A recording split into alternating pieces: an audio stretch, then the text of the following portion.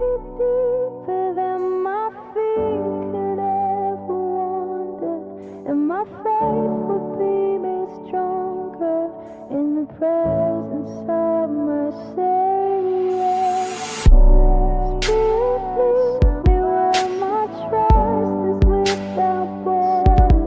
Let me walk upon the water wherever you would call me. Está com a sua Bíblia?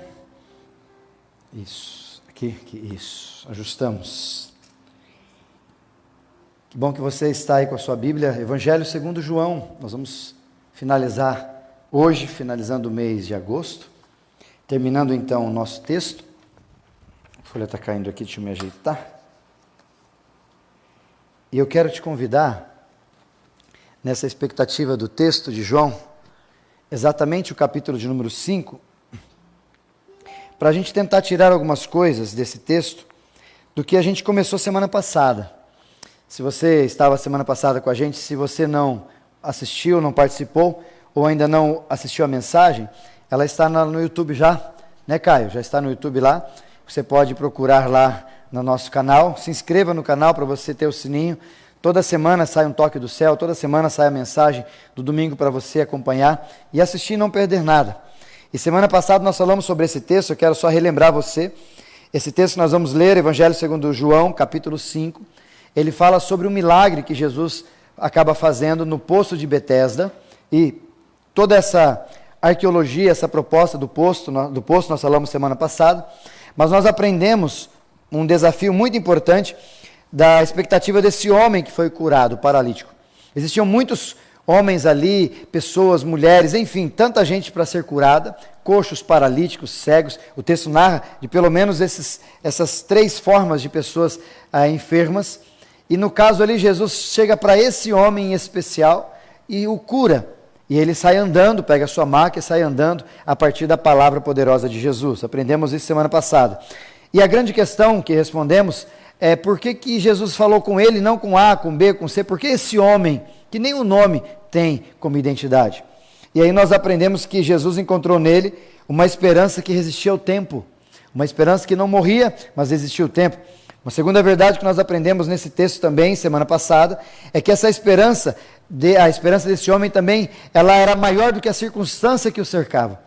Ou seja, ele não se permitia ser endereçado pela sua fé a partir do que ele enxergava, mas ele era endereçado por uma esperança que motivava e que ainda morava no coração dele, mesmo que pequena.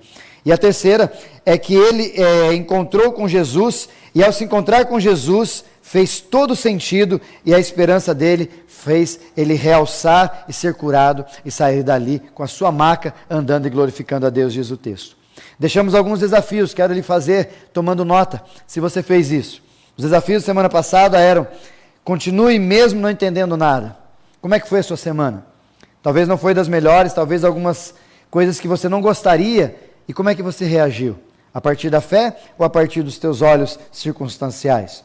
O segundo desafio que nós deixamos: fortaleça a tua esperança, e a palavra de Deus é que vai fazer isso com a gente. Como é que você melhorou essa semana com a palavra? Leu mais? Conversou mais? Se interagiu mais com a palavra de Deus? É ela que produz a esperança no nosso coração. Falamos isso semana passada. Terceira, você cercou-se de pessoas otimistas? Ou talvez você mudou a sua mentalidade essa semana para, em vez de ser pessimista, ser uma pessoa mais otimista a despeito da vida, da realidade, do futuro, dos sonhos? E por último, o mesmo texto nos desafiou a ficarmos mais próximos de Jesus. Como é que você andou essa semana? Perto de Jesus? Distante de Jesus? Do ladinho de Jesus? Jesus à frente ou Jesus atrás? Como é que foi essa caminhada com Jesus?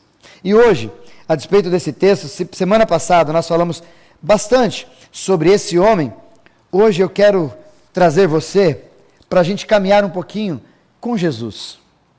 Se por um lado, naquele poço de Betesda, a gente encontrou esse homem paralítico, falamos dele, falamos da história dele, da idade dele, do tempo que ele estava ali. Hoje eu quero falar sobre o outro lado, a postura de Jesus, que por mim e por você, pela palavra de Deus, deve ser instruída a mim e a você para que imitemos a Jesus. O apóstolo Paulo faz essa menção por 2 vezes nas suas cartas: sede meus imitadores, assim como eu sou de Cristo. Ou seja, nós precisamos olhar para a palavra, e segundo uma narrativa dos evangelhos e das cartas, o meu amigo Bruno há de convir comigo, 80% das situações, dos versículos dos textos, são coisas práticas, tranquilas, que me falta ou te falta apenas obedecer. São coisas que não precisam de uma grande interpretação, de algo assim, não. São coisas simples e claras, do tipo, não coloque apenas palavras a despeito do seu amor, mas coloque prática no seu amor. Quando ele diz, não amei só de palavra, mas também de prática, de atitude, de carinho, de cuidado, de ação. Ou seja, 80% a gente tem assim. E Jesus, nesse texto, é um dos momentos que eu gosto demais, onde a narrativa, a trajetória de Jesus, até chegar no poço de Betesda, curar aquele homem e depois, encontrando-o no templo, faz a mim e a você refletirmos um pouquinho sobre como a gente está vivendo. Por isso eu quero que você hoje, ao invés de olhar para o homem, vamos olhar para Jesus. Não que olhar para o homem, não olhávamos para Jesus. Estamos olhando para Jesus, porque Jesus é a centralidade não só da nossa palavra, mas do Evangelho, da palavra toda e da nossa comunidade. Por isso que você está aqui, porque aqui nós falamos de Jesus. Mas agora nós vamos acompanhar como se estivéssemos ao lado de Jesus nessa narrativa e perceber como é que Jesus reagia e como é que ele reage comigo e com você em meio à desesperança. Por isso eu quero te convidar para imitar a Jesus. E a primeira coisa que eu vejo que Jesus fez aqui, olhando para o texto, nós já lemos semana passada, deixa o seu texto aberto aí, para você ir acompanhando a narrativa, mas a primeira coisa que eu vejo nesse texto, muito maravilhosa, que me chama a atenção, é que Jesus, assim como todos os judeus, seus familiares, ele foi para Jerusalém a fim de participar de uma festa dos tabernáculos, falamos semana passada, muito provável que seja essa. O texto não fala qual, mas na data, provavelmente seja essa. E Jesus, ao ir para aquela festa, junto com seus familiares, discípulos e todos, como era comum aquilo acontecer, Jesus, de repente, se depara a olhar para um lado, e ao perceber que nesse lado tinha a porta das ovelhas, e que do lado da porta das ovelhas tinha esse poço de Betesda, que diz o texto, que ao lado da porta das ovelhas, junto, ou seja, já assim, quase que parede, um tanque, chamado em hebraico, tanque, ou poço de Betesda. E Jesus então vai para aquele lugar. Primeira coisa que eu aprendo nesse texto e quero deixar para você pensar, é que ao invés de ir para a festa e se entranhar num corredor de alegria, Jesus prefere ir a um lugar de misericórdia e estar rodeado de pessoas enfermas. Vou repetir. A primeira verdade que eu vejo na atitude de Jesus, no versículo de número 1 e versículo 2, é que ele poderia e estava indo, e era razoável, natural ele fazer isso, ir para a festa, porque todos estavam. Mas alguma coisa chamou. O coração de Jesus foi compungido, a simpatia de Jesus, o carinho de Jesus, a despeito daquela situação, o fez mudar. E ele mudou de direção para atender alguém. E eu começo a olhar para esse texto, e perceber que Jesus prefere se achegar aos miseráveis do que de repente se achegar àqueles que estavam na festa. Até porque o texto de Eclesiastes, o texto de Eclesiastes capítulo 3 vai dizer um pouquinho sobre isso, que é melhor, capítulo 12, perdão, que é melhor estar no lugar onde há festa, onde há luto, do que onde há festa. Porque onde há festa, a gente fica celebrando, a gente se esquece das coisas, se esquece da vida, se esquece de tudo, porque nós estamos celebrando. Mas aí quando a gente consegue olhar para um lugar de luto, que nessa semana, infelizmente, nós enfrentamos um lugar desse, onde nós fomos fazer o velório do nosso querido Mário Campos, que descansa no Senhor, combateu o bom combate, cumpriu a carreira, guardou a fé e deixou legado para tanta gente, inclusive para mim. E nós estávamos lá, e ali a reflexão a despeito da vida fica para nós. E Jesus naquele instante, ele estava desenvolvendo isso. Ao invés dele decidir ir para a festa, ele por si decide ir para o poço da misericórdia. Ele decide ir para um lugar onde as pessoas estão sofrendo. Por isso a minha pergunta para você, a despeito desse primeiro momento, é sobre a sensibilidade que a gente está vivendo com Jesus. Como é que a gente está vivendo? Como é que você situa-se nessa situação? Jesus é extremamente sensível à necessidade dos outros. Alguns textos da palavra, do Evangelho, dizem que Jesus, ele tinha algumas situações das quais ele chorou pela cidade de Jerusalém. Ele olhava, ele tinha empatia. Ele olhava as pessoas com fome, ele olhava e tinha empatia. Ele sempre estava sensível à necessidade das pessoas ao nosso redor. E eu não sei você, mas eu fico percebendo hoje, a respeito dessas coisas, que a gente está vivendo num mundo extremamente egoísta, num mundo extremamente conturbado, e pessoas ensimesmadas e que gostam mais de si do que qualquer outra coisa. Eu não sei você, mas as pessoas, elas hoje estão cada vez mais declaradas a respeito disso. Só dá uma olhada nas redes sociais. A maioria das fotos são de si mesmas, às vezes, na maioria, sozinhas. Na maioria, tanto que as fotos, né, tiradas de frente, o pessoal teve que melhorar as câmeras frontais, porque era a que mais usava do que a outra. Porque a frontal você consegue tirar alguma selfie que tem a ver com você tão somente e não com as outras pessoas. E o interessante sobre isso é que por causa desse jeito nosso, de ensimesmado, da gente ficar só olhando para nós, a gente não consegue enxergar a necessidade das pessoas.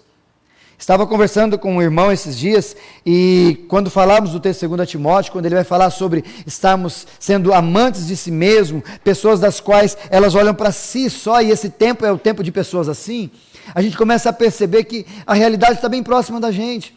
E por duas razões eu vejo que as pessoas não olham mais para o lado. Me permita desafiar você nesse momento. Primeiro, por causa do celular. Eu não sei se você está pego por esse vírus chamado rede social ou celular, mas tem gente que não larga do celular. A minha esposa às vezes chega e briga comigo, Zé, está no celular de novo, está isso, aquilo, tal. Às vezes você está trabalhando, respondendo alguém, mas quanto tempo você gasta em redes sociais apenas, me permita usar essa palavra, bisbilhotando a vida alheia de quem você nem conhece ou nem sabe que você existe. Mas estamos ali, no Instagram. Eu até conversei com essa mesma pessoa, dizendo que o cuidado que a gente tem que ter, porque ela falou assim, pastor, mas o Instagram sabe os meus desejos. Não, ele não sabe os seus desejos. Ele tem uma fórmula, algoritmo ali, que ele se ajusta às suas necessidades e àquilo que você procura. Então, tudo que tem no seu Instagram, ele te joga um monte de coisa porque você procura isso diariamente. E, infelizmente, porque a gente fica tanto preso no celular, a gente não consegue olhar a necessidade das pessoas. Vi uma foto sobre isso esses dias, de um pai deitado de um lado, a mãe deitada do outro, cada um com seu celular e a criança no meio, tentando chamar a atenção dos pais. Talvez seja essa tecnologia que tem feito eu e você não olharmos mais para Jesus, ou para as necessidades, ou para os necessitados. Estamos olhando apenas para uma realidade que não é realidade. É fake news. De fato, a maior fake news está nos Instagrams e redes sociais, porque ali é uma aparente vida que de fato ela não existe, é apenas para mostrar para quem está querendo ver aquilo que a realidade não é.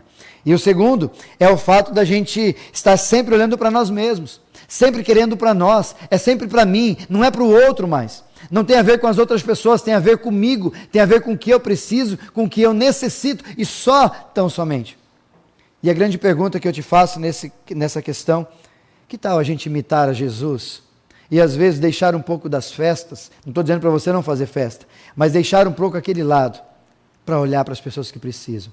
Talvez dentro da sua casa tem gente que está clamando, precisando por uma atenção, um carinho, uma necessidade, mas por causa da tua correria, do seu estilo ensimesmado, por causa da sua rede social, você não consegue dar uma olhada para o lado e perceber que tem alguém precisando do teu carinho.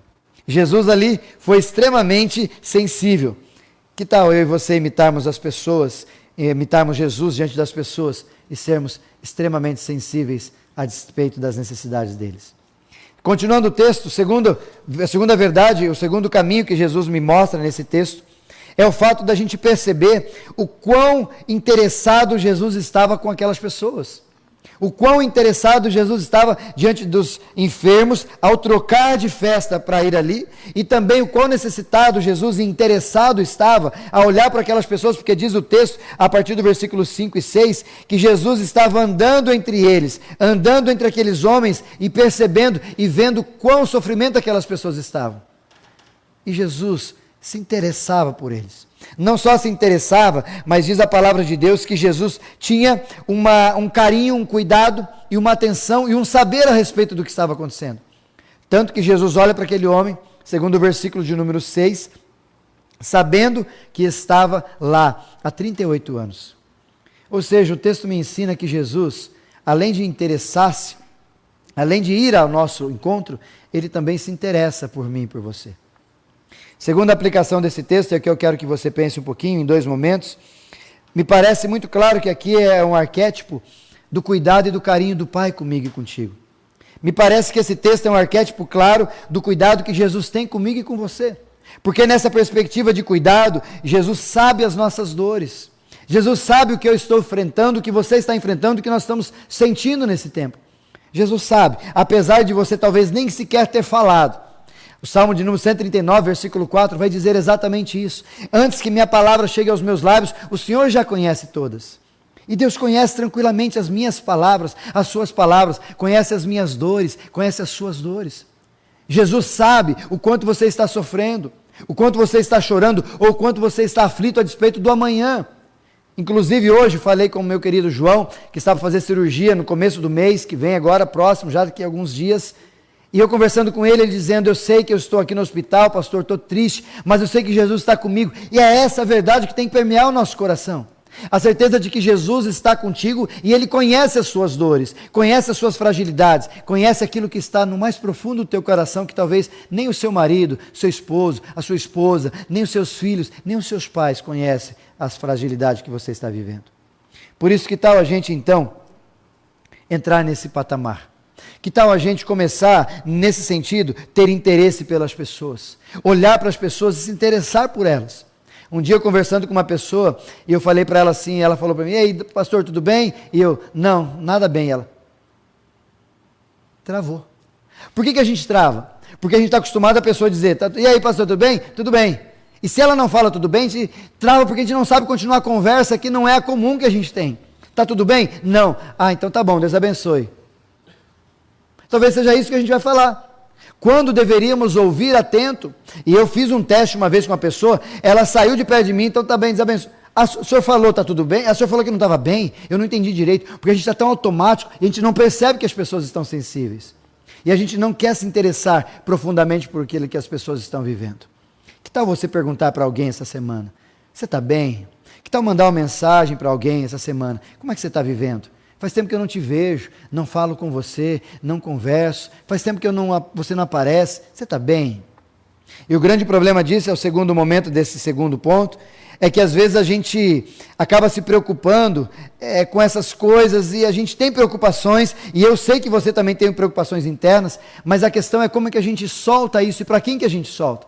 A gente tem os dois lados, o vitimista, que é aquele que requer atenção, aquele que não fala, aquele que não coloca para ninguém, ou aquele que começa a compartilhar com alguém, fala, eu estou bem, eu estou isso, que você conversa com a pessoa, e você vai falar com ela, e aí como é que você está? Você nem pergunta por quê, porque ela vai encher você de problema, só que ela vai falar que todos os problemas dela são maiores do que todos.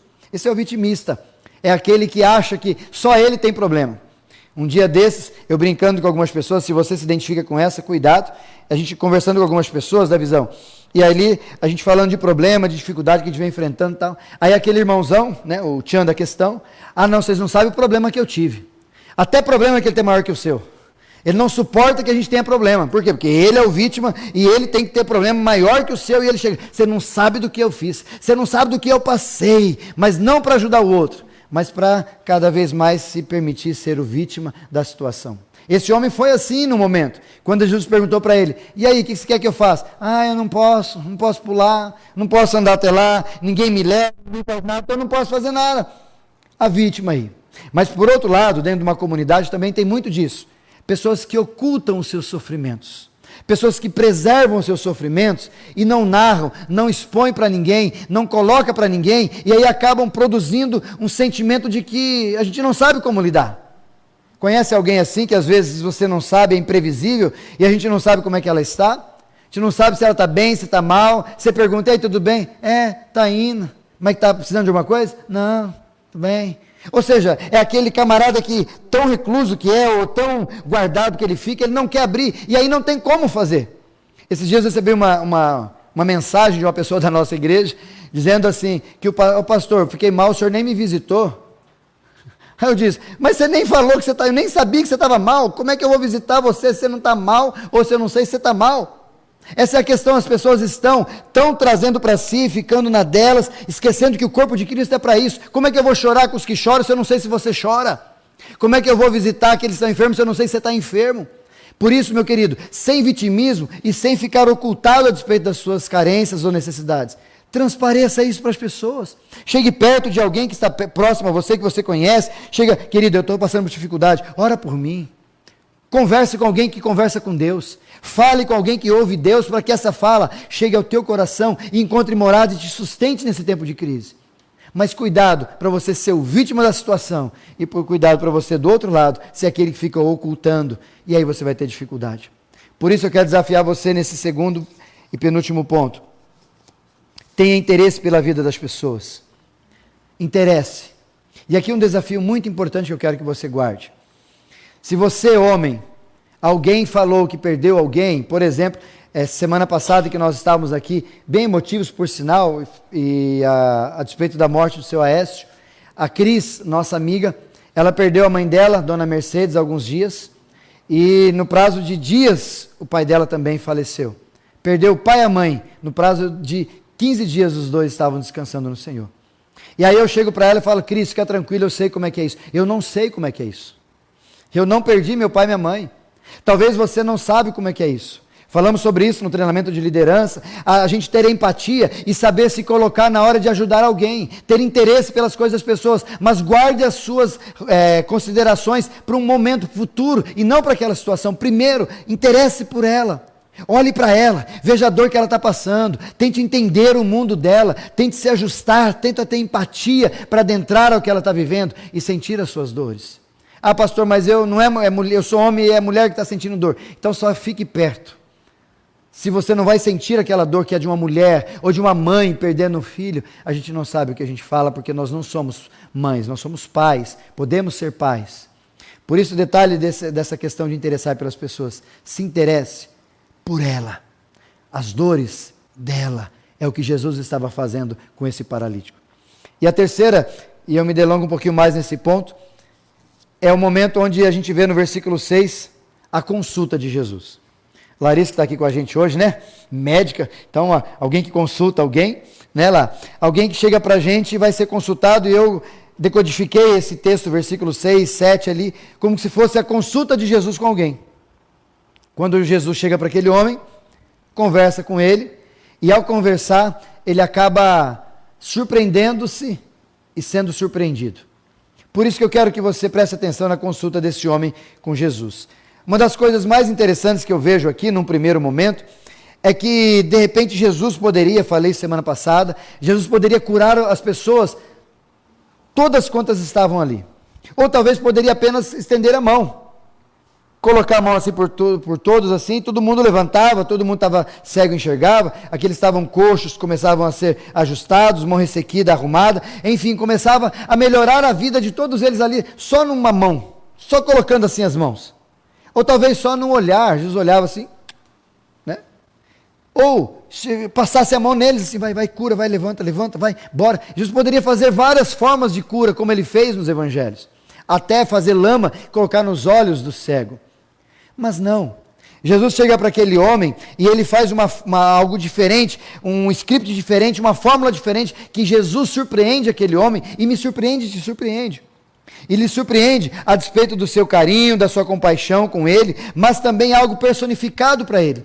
Por isso que Jesus entra no segundo momento desse versículo, fazendo o quê? Uma pergunta para esse homem. Está no versículo de número 6, quando Jesus diz assim para ele, vendo-o deitado, sabendo que estava assim há muito tempo, perguntou-lhe, você quer ser curado? E a grande questão é óbvio, pastor? É óbvio? Se perguntasse para você, quer ser curado? O que você responderia? Lógico. Mas Jesus tinha esse tipo de estratégia que é um pouco estranha. Num outro texto, se você puder observar, lá no livro de Marcos, no capítulo 10, exatamente no versículo 46, você vê Jesus conversando com o cego e pergunta para o cego, o que queres que eu te faça? O que o cego responde, meu Deus? Como a gente brinca, Jesus está com bom humor, perguntando para o cego o que ele quer. Eu quero um cachorro, um cão guia, né? Eu queria uma varinha maior, porque essa aqui eu não alcanço. Eu queria um GPS, ou eu queria como é que é aquele Google Assistente, como é que fala, né? Google Assistente, que era aquele lá que ele vai me conduzindo, porque eu não posso ver, mas ele vê e me fala o que está acontecendo. Ô Jesus, como assim se eu perguntar para um cego o que ele quer? Ele quer ser curado. Mas toda pergunta de Jesus não é simplesmente uma pergunta. Toda a proposta de Jesus, quando ele faz uma pergunta para nós, para o texto, para mim, para os indivíduos, ele não está querendo perguntar, ele está querendo projetar em mim e você uma reflexão a respeito da resposta que nós vamos dar. O grande problema é que a gente não se atenta à pergunta de Jesus, foi o que aconteceu com esse homem, não se atenta à fala de Jesus, tanto que Jesus pergunta, queres ser curado? E ele responde no 7, Senhor, mas eu não tenho como ir. A hora que a água começa a se mexer, eu vou me lançar, outro vem à frente e vai no meu lugar. Eu não tenho como. Acho que se eu fosse Jesus, eu falava, foi isso que eu perguntei. Não perguntei se você quer que eu te leve. Eu não perguntei se você quer vir no colo e eu te jogo. Eu não perguntei se você quer ajuda para ir. Eu perguntei se você quer ser curado. É claro ali, a palavra é simples. Queres ser curado? Palavra clara de Jesus para esse homem. Mas pastor, então por que Jesus faz essas perguntas? Que tipo de reflexão a gente aprende? E eu quero desafiar você. A que tipo de reflexão Jesus lança sobre esse homem? E talvez lança para você nessa noite. Primeira reflexão que Jesus lança é a reflexão sobre a consciência de estar doente. Consciência de estar necessitado. Esse homem precisava dessa ajuda e ele naquela resposta declara isso tranquilamente, que ele precisava da ajuda de alguém ou da ajuda do próprio Deus para manifestar-se ali e ajudá-lo a ser curado. Ou seja, ele deixa declaradamente que ele é um necessitado, que ele é alguém que precisa definitivamente de um auxílio, que ele está doente, nesse caso, paralítico. E eu tenho muito para isso, para a gente pensar, é que não sei se você conhece alguém assim, mas tem gente que não aceita estar doente, né?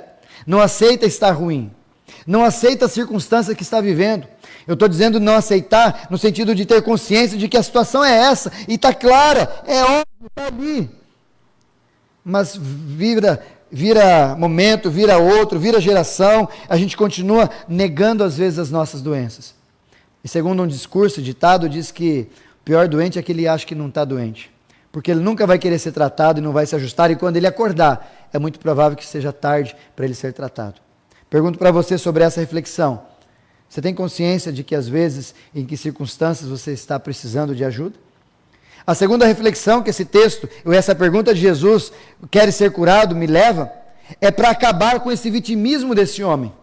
É para acabar com essa postura dele de que ele não podia, que ninguém podia ajudar, para fazê-lo refletir sobre isso. Até porque se você olhar para o texto, ele diz numa resposta um pouco evasiva a Jesus, que ele não consegue, ninguém me leva.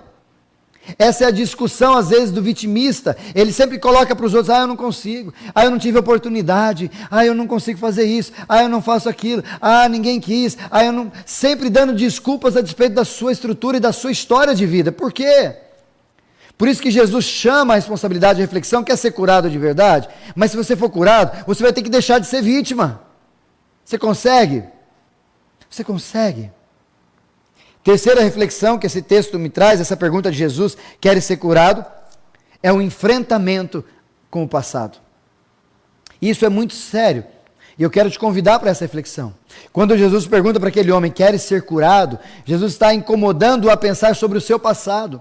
Até porque é muito provável que aquele homem estando ali, no começo da sua vida, 2 anos, 3 anos de paralítico, alguém o levava, alguém o ajudava, mas com tanto tempo assim, alguém já abandonou ele ali, a família já tem o abandonado. Já não estava mais nem aí com ele ou com qualquer situação, e ele já estava lá para morrer ali, como muitos ali estavam para morrer ali naquele poço de Betesda, que de fato era um poço de desgraça mais do que um poço de graça. Mas sabe por que Jesus o confronta nessa expressão? É porque nesse tempo as pessoas o abandonaram, as pessoas o magoaram, as pessoas encheram-se de si, esqueceram do amigo, ou do irmão, ou do pai, ou de qualquer pessoa que ele fosse diante da família. E isso vai fazer com que ele, sendo curado, vai ter que retratar-se tudo isso. Vai ter que voltar para o seu passado, enfrentar o seu passado, ajustar aqueles que o abandonaram, perdoar aqueles que o magoaram, ter que tratar o passado, porque ele não vai poder catar as trachas dele e sumir embora nunca mais, não, ele vai ter que voltar para a realidade. Por isso que Jesus pergunta, quer ser curado mesmo? Você quer voltar para o seu passado, sair desse lugar de inércia que você está, levantar, ser curado e ter que voltar para o seu passado e assistir as coisas que você precisa assistir, resolver, ressignificar? E a quarta verdade que esse texto me mostra, bem claramente, eu quero convidar você para a última, é que a palavra de Jesus, quando ele diz, queres ser curado, estava mexendo com ele para perguntar se ele estava pronto para a nova vida. Quer ser curado? Você está pronto para uma nova realidade? Até porque aquele homem provavelmente nunca trabalhou. Provavelmente, talvez no começo pedia esmola ou era ajustado com alguma esmola de alguém, quer seja de moedas, dinheiros ou até mesmo de alimento para ele. Mas agora, sendo curado, ele tinha que sair dali. E sair daquela realidade, ele tinha que trabalhar, correr atrás das suas estruturas, olhar um novo horizonte e viver uma nova fase da própria vida. Assumir responsabilidades, assumir o propósito do seu próprio viver, assumir as rédeas da sua vida e parar de dar desculpas como ele estava dando anteriormente, começar a fazer diferente, uma vida transformada e agora para ser abençoada. Será que ele estava disposto a fazer isso? Por isso que quando Jesus pergunta para aquele homem, e hoje a palavra perguntando para mim e para você no versículo 6, você quer ser curado? Será que a gente quer ser curado de verdade? A despeito dessas 4 reflexões, consciência de estar precisando ser curado, acabar com o nosso vitimismo, enfrentar o nosso passado e pronto para a nova vida daqui para frente, será que eu e você estamos prontos ou capazes de viver isso? Por isso que eu quero concluir trazendo alguns desafios práticos para a gente pensar a despeito dessas 4 meditações e reflexões que Jesus deixou para aquele homem que eu trouxe para a gente pensar hoje. Se a primeira é consciência de doença, eu quero desafiar você. Se você não tem consciência de que você necessita de Deus, tu está com um problema. A palavra de Deus, livro de Romanos, capítulo 3, versículo 23, diz que todos pecaram e carecem da glória de Deus. Tanto eu quanto você precisamos, a maior necessidade que nós precisamos ter, e consciência de doença, é que nós somos pecadores e precisamos de um Salvador. E a mesma palavra de Deus, lá no livro de Jeremias, capítulo 17, versículo 9, vai dizer exatamente isso, que o nosso coração é enganoso e corrupto, desesperadamente corrupto, ou seja, nós por nós mesmos não somos nada, nós precisamos de um Salvador, precisamos de um Senhor. Aí surge Jesus dizendo em João capítulo 14, versículo 6, eu sou o caminho, a verdade e a vida, ninguém vem ao Pai se não for por mim. Ou seja, Jesus trazendo a resposta para a sua doença.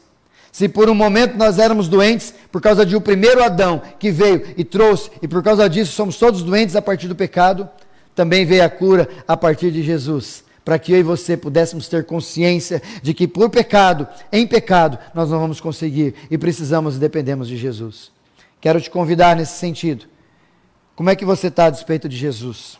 Você entende que você precisa de Jesus? Hoje Jesus te convida a uma parceria. Jesus te convida a um envolvimento com Ele, a conhecê-lo, a tomar do jugo dEle, a aprender dEle, como nós já ouvimos várias vezes aqui falando. Porque sem Jesus, a gente não vai ter consciência de que nós precisamos, dependemos e somos pecadores. A segunda, quando ele diz a respeito do vitimismo, a gente precisa entender isso, porque a gente tem que ser honesto a despeito dos nossos sentimentos. Já falei sobre isso aqui, sobre Tomé, aquele homem que duvidava, que ninguém quer colocar o nome de Tomé nos seus filhos, porque ele era o cara que duvidava. Mas se você olhar todo o contexto, não é um homem que duvidou, é um homem que foi honesto a despeito dos seus sentimentos. Ele não acreditava, ora bolas. E por que ele devia falar, não, eu acredito sim. E tem muita gente vivendo hologramas, dizendo da boca para fora coisas que não são, para que fiquem vitimizadas. Por isso eu desafio você a partir desse vitimismo, tenha autenticidade em quem você é.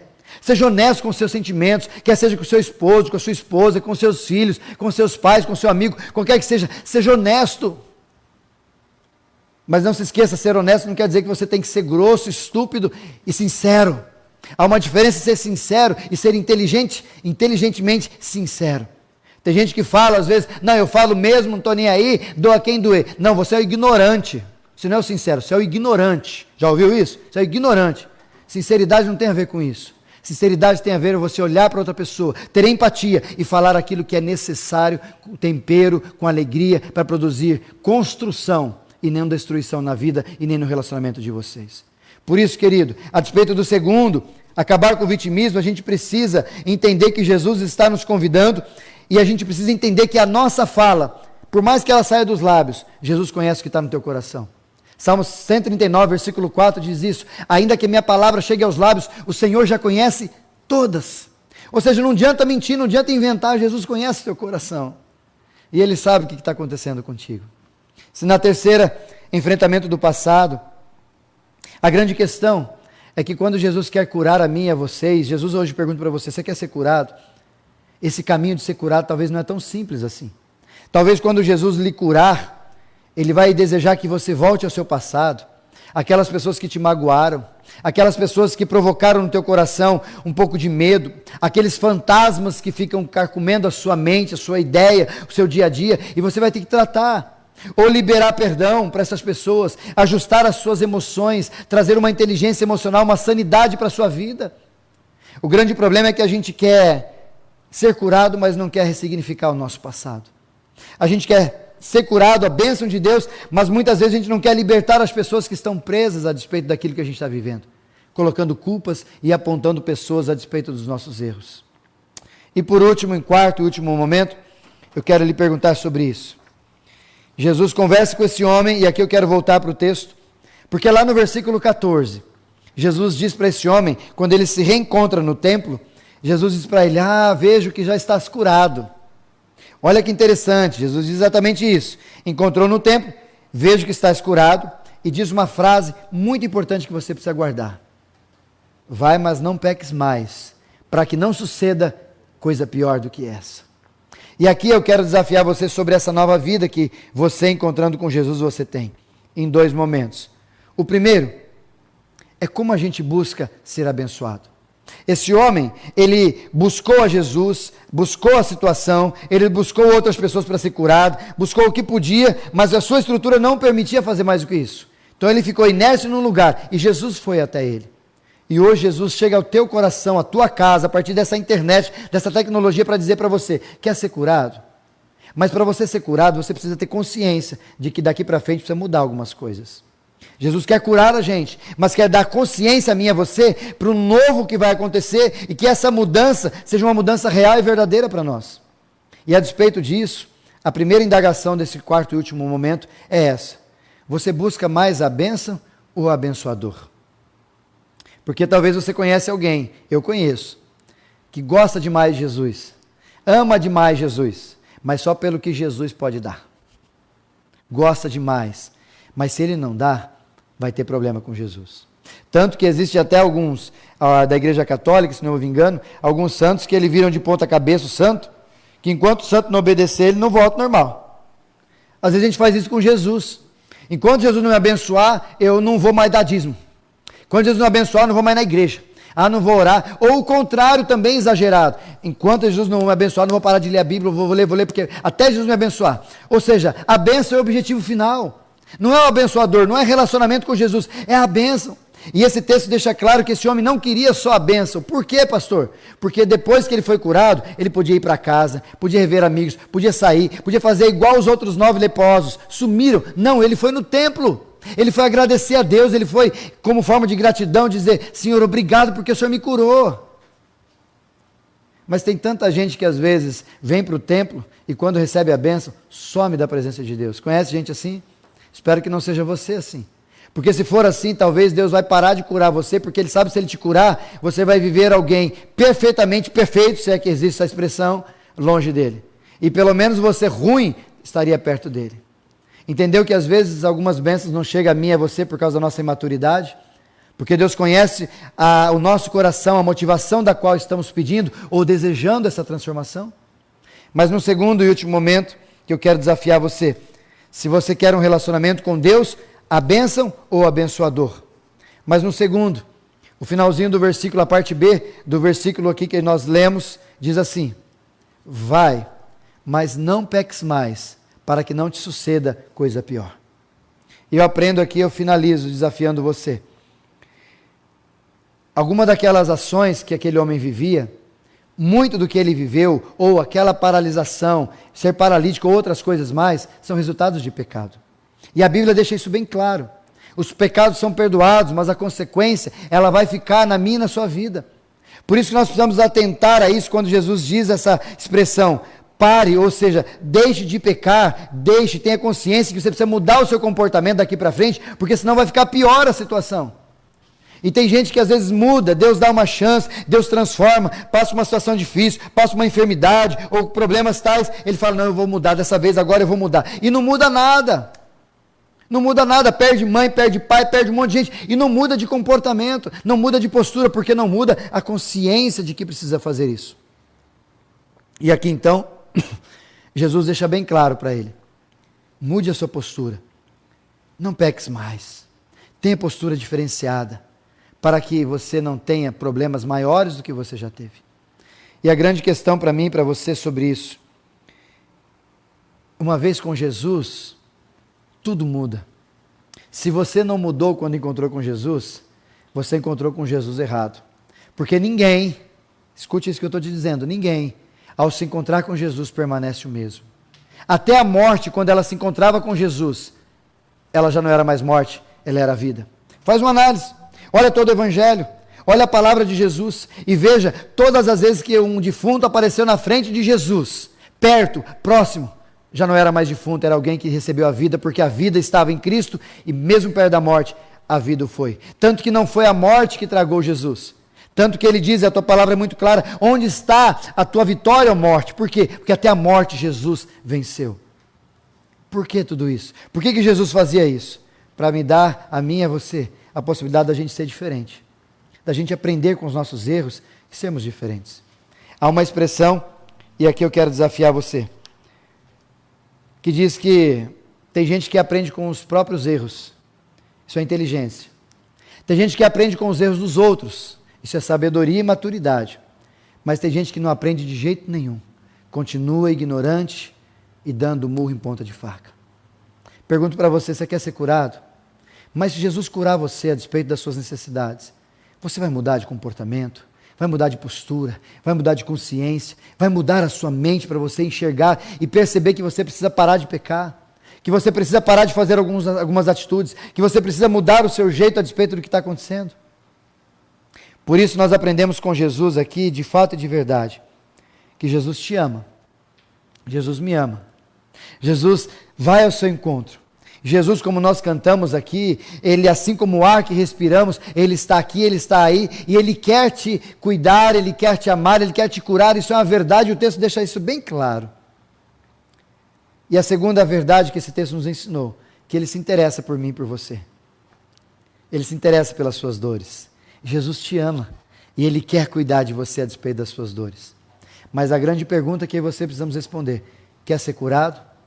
E a despeito de ser curado, tem a ver com consciência, tem a ver com transformação, tem a ver com sair de vitimismo para entender a minha realidade, mas também tem a ver com mudança de postura. De apenas querer bênção, eu quero ser abençoador. De apenas querer algo para mim, eu quero ter algo para compartilhar com os outros. Generosidade e liberalidade, como nós lemos no texto 2 Coríntios, capítulo de número 9. Por isso eu desafio você. Que tal a gente ser curado por Jesus? Que tal eu e você sermos curados emocional, mentalmente, fisicamente, espiritualmente, de todas as formas? Você não quer a cura? Eu quero. E Jesus vem trazendo essa cura para nós. Mas é uma cura não só física, não só emocional, não só espiritual, mas é uma cura completa e integral, que mexe comigo e contigo, com a nossa consciência. E que assim Jesus possa curar você e a mim. Você que precisa disso, você que está clamando, vamos orar. Feche seus olhos, onde você estiver. Vamos pedir para Jesus transformar a nossa vida. Vamos pedir para Jesus mudar a nossa estrutura. Vamos pedir para Jesus curar-nos sim das mazelas e dificuldades que a gente enfrenta. Mas vamos entender que Jesus tem muito mais do que só uma cura. Jesus tem algo a mais. Chama-se relacionamento. Chama-se uma nova vida. Chama-se um caminho que traçamos com Jesus.